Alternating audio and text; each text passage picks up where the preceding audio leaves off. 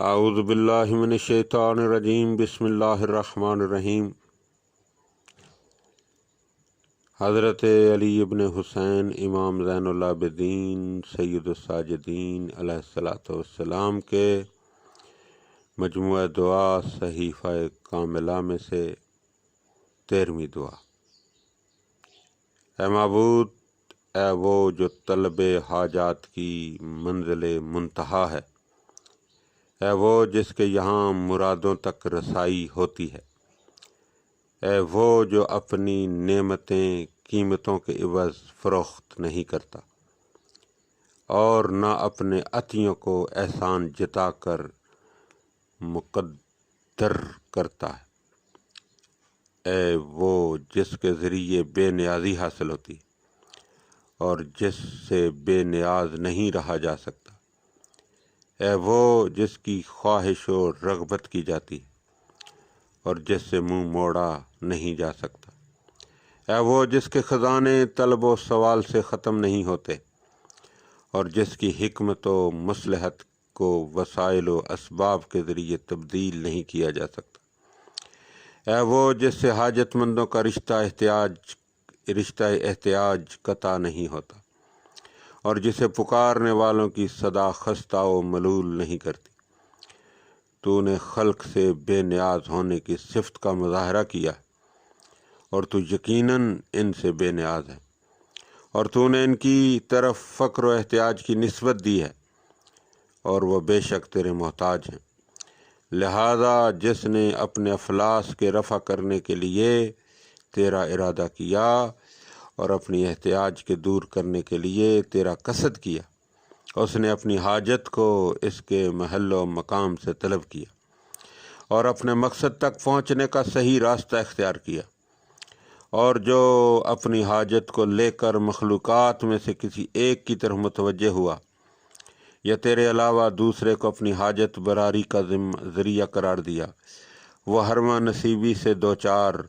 اور تیرے احسان سے محرومی کا سزاوار ہوا۔ بار الہا،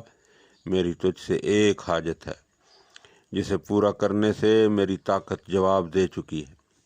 میری تدبیر و چارہ جوئی بھی ناکام ہو کر رہ گئی۔ میرے نفس نے مجھے یہ بات خوشنما صورت میں دکھائی کہ میں اپنی حاجت کو اس کے سامنے پیش کروں جو خود اپنی حاجتیں تیرے سامنے پیش کرتا ہے اور اپنے مقاصد میں تجھ سے بے نیاز نہیں ہے۔ یہ سراسر خطا کاروں کی خطاؤں میں سے ایک خطا اور گناہ گاروں کی لغزشوں میں سے ایک لغزش تھی، لیکن تیرے یاد دلانے سے میں اپنی غفلت سے ہوشیار ہوا اور تیری توفیق نے سہارا دیا تو ٹھوکر کھانے سے سنبھل گیا اور تیری رہنمائی کی بدولت اس غلط اقدام سے باز آیا اور واپس پلٹ آیا۔ میں نے کہا، واہ سبحان اللہ، کس طرح ایک محتاج دوسرے محتاج سے سوال کر سکتا ہے اور کہاں ایک نادار دوسرے نادار سے رجوع کر سکتا ہے۔ جب یہ حقیقت واضح ہو گئی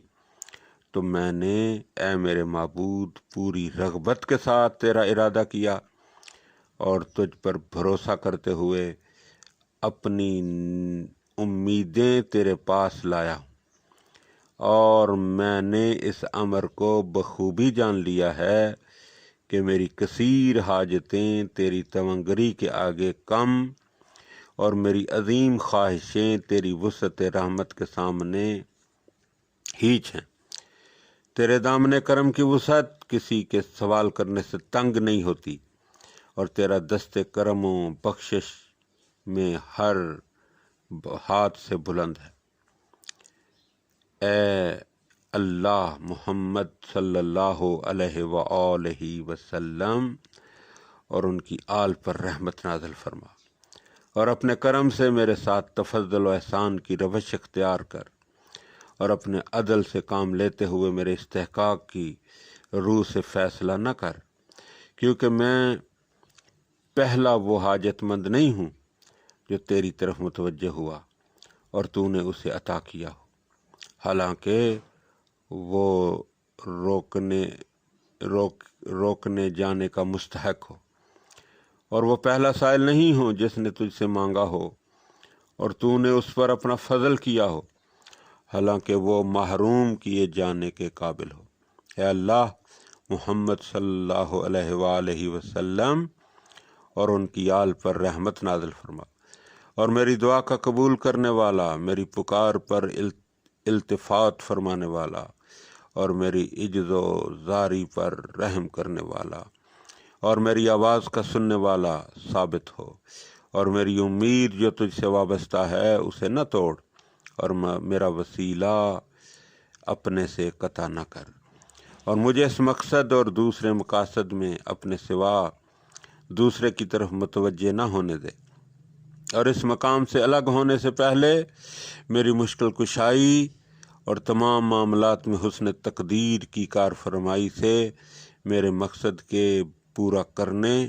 میری حاجت کے روا کرنے اور میرے سوال کو پورا کرنے کا خود ذمہ لے، اور محمد صلی اللہ علیہ وآلہ وسلم اور ان کی آل پر رحمت نازل فرما، ایسی رحمت جو دائمی روز افزوں ہو، جس کا زمانہ کبھی ختم نہ ہونے والا، جس کی مدت بے پایاں ہو، اور اے میرے لیے اور اسے میرے لیے معین و مقصد براری کا ذریعہ قرار دے۔ بے شک تو وسیع رحمت اور جود و کرم کی صفت کا مالک ہے۔ اے میرے پروردگار، میری کچھ حاجتیں یہ ہیں، اسی مقام پر اپنی حاجتیں بیان کرو، پھر سجدہ کرو، اور سجدے کی حالت میں یہ کہو، تیرے فضل و کرم نے میری دل جمعی اور تیرے احسان نے رہنمائی کی، اس وجہ سے میں تجھ سے تیرے ہی وسیلہ سے اور محمد و آل محمد علیہ السلام کے ذریعہ سے سوال کرتا ہوں کہ مجھے اپنے در سے